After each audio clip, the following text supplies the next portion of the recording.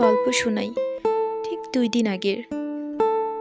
আমি ছাদের উপরই বসেছিলাম। হঠাৎ করে আমার চোখের সামনে একটি পাখি পড়ে যায়। পাখিটি আর উঠতে পারছিল না। পরে আমি পাখিটিকে গিয়ে তুলে নেই। পাখিটিকে তোলার পরে দেখি পাখির পাখনায় কিছুটা ক্ষতের চিহ্ন।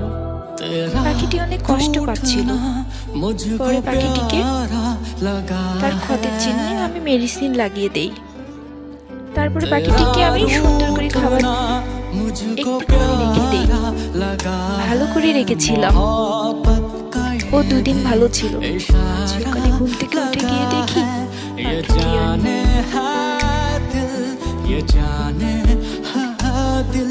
ये जाने है दिल जो है ख्वाहिश तुम्हारी हंसी लग रही है।